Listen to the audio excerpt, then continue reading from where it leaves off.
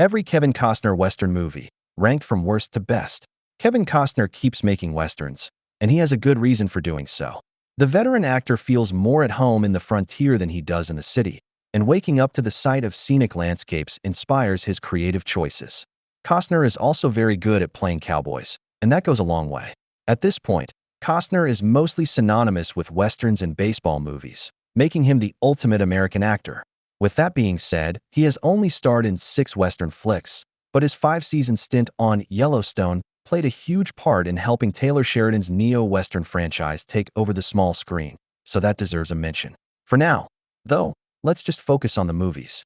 Costner has yet to make a Western that isn't at least watchable, but his best efforts are bona fide masterpieces. So, without further ado, let's rank all of the Western flicks in the cowboy actor's cinematic saddle. 6. Horizon, An American Saga. Chapter 1, 2024. Kevin Costner's Yellowstone exit is murky to this day, but his desire to make Horizon, An American Saga, Chapter 1 factored into it. No one should ever criticize Costner for pursuing his goals, but it's a shame he gave up a good series to make such an underwhelming Western like this one. Directed by Costner from a script he co-wrote with John Baird, Horizon follows multiple characters as they embark on their own separate journeys through the American West. Costner plays Hayes Ellison, a loner cowboy who just wants to mind his own business. But is that even possible in the wild frontier? The biggest problem with Horizon, An American Saga, Chapter 1, is that it's all setups with no payoffs. We meet a bunch of characters, but their stories don't converge, and it feels like we are watching different movies within one. In fact, Horizon, An American Saga, Chapter 1, might also be the most expensive trailer ever made. That's not to say the film isn't entertaining, mind you. It boasts an epic sense of grandeur, there is plenty of action and melodrama, and the performances are strong across the board. Western fans will find plenty to enjoy, but it might test your patience.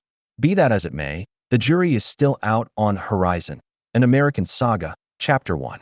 It's the first part of a planned 4-film series, so it'll probably be more satisfying once the overall story is complete, if that ever happens.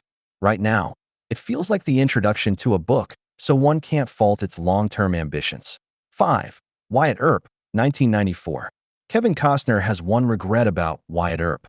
He wishes that it wasn't compared to Tombstone, another film about Earp's life that was released months before this biopic. Tombstone is widely regarded as one of the best Westerns ever made, so Costner's flick never stood a chance in this conversation. Tombstone is the more entertaining picture, but Wyatt Earp is arguably the most ambitious of the pair. Lawrence Kasdan's feature chronicles Earp, Costner, throughout his life, while Tombstone focuses on a specific period. If you want to see a more comprehensive retelling of Earp's story, that's still very entertaining. Costner's flick is the one to go with. Wyatt Earp sees Costner joined by Western royalty in the form of Gene Hackman, who plays the titular family's patriarch, Nicholas Porter Earp.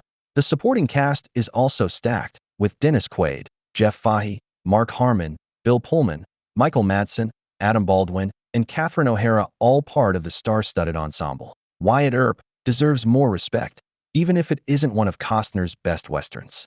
For Let Him Go, 2020. Thomas Bazooka's Let Him Go holds the distinction of being the only Western in Kevin Costner's oeuvre that scared the actor. The actor claims he felt unnerved when he first read the script for neo-Western thriller, which is quite the compliment considering that Costner's reputation is that of a stoic man's man. Let Him Go sees Costner play a retired sheriff who sets out with his wife, Diane Lane, to rescue their widowed daughter-in-law and grandson from the clutches of her abusive new husband and his family. This takes the couple on a road trip from Montana to North Dakota, which becomes gradually more unpleasant as it progresses. Bazooka's movie, an adaptation of Larry Watson's novel of the same name, is relatively small in scope but high on emotion. Some scenes are genuinely unnerving and suspenseful, so it's understandable why it spooked Costner. One sequence, which involves a motel room invasion, is genuinely disturbing and wouldn't feel out of place in a horror flick. Let Him Go is a pure dad movie, but that's Costner's audience, and it delivers the goods. 3.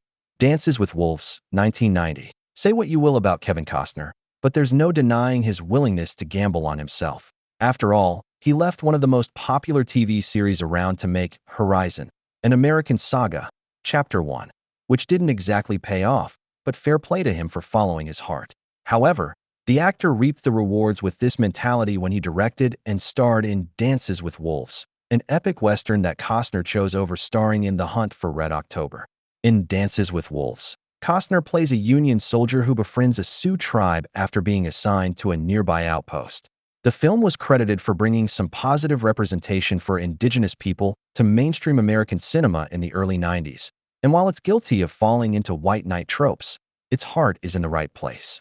That said, the true beauty of Dances with Wolves is its sense of grandeur and scope. This is even more impressive when you remember that it's Costner's directorial debut. The epic also deserves credit for revitalizing westerns after Heaven's Gate bombed and briefly killed the genre in 1980, paving the way for other 90s classics like Unforgiven and Tombstone to succeed. 2. Silverado, 1985.